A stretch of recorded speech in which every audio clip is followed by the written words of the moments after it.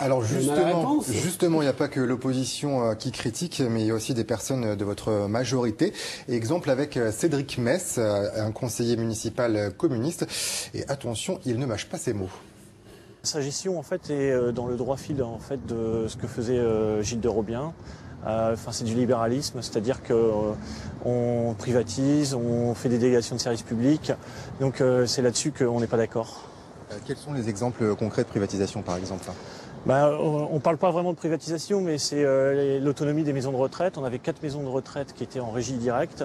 Et au 1er janvier, ces maisons de retraite passent en autonomie, c'est-à-dire que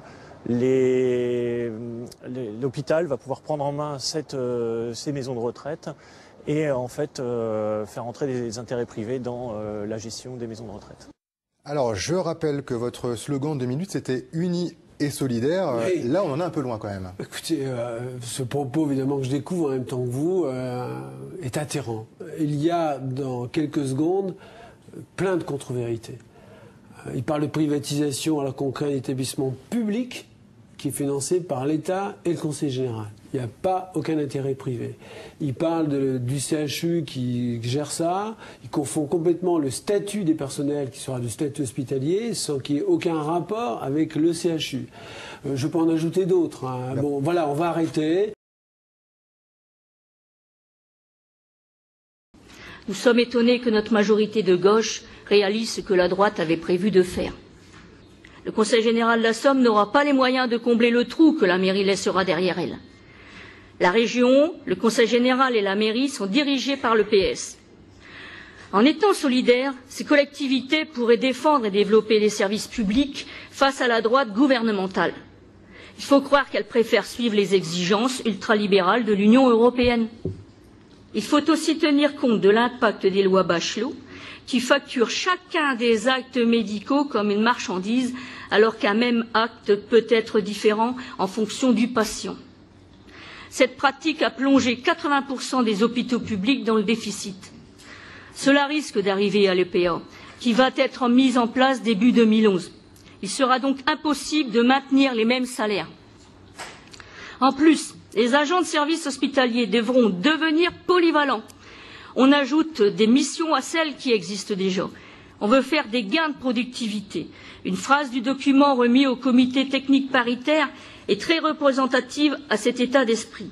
Je cite: « Aujourd'hui, les tâches assignées aux veilleurs n'apportent pas de plus-value. » On parle des maisons de retraite comme d'une usine, où les salariés ne sont pas au service d'un public, mais au service de la rentabilité financière.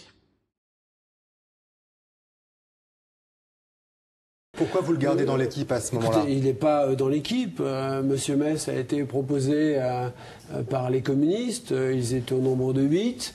Il y en a visiblement 1, 2 ou 3 sur une équipe globale de 43, je vous le rappelle. Visiblement, monsieur Mess est en difficulté avec ses camarades communistes. Voilà. En 2014, vous ne le reprendrez pas sur votre liste. Écoutez, la question, ça sera... Je pense que les communistes eux-mêmes ne vont pas le reproposer.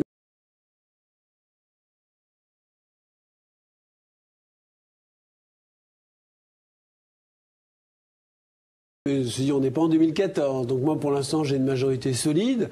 Qu'on soit 40 ou 43, je dirais nous sommes 40. Ça grince parfois un peu chez les Verts, y compris aussi chez les socialistes. Hein. Ah mais ça c'est normal, moi je suis quelqu'un de gauche. À gauche, on disait tout à l'heure, on aime bien discuter, moi j'aime bien écouter, j'aime bien aussi entendre les gens. Il est normal que pour prendre une bonne décision, on ait des avis au départ qui sont divergents, mais une majorité c'est on discute, on se met d'accord, on vote s'il le faut la majorité, et ensuite tout le monde défend la même position. Ce n'est pas le cas, évidemment, de celui que vous venez de présenter. J'appréciais beaucoup Gilles de Robien. Il a fait pour la ville des choses de qualité pendant son premier mandat.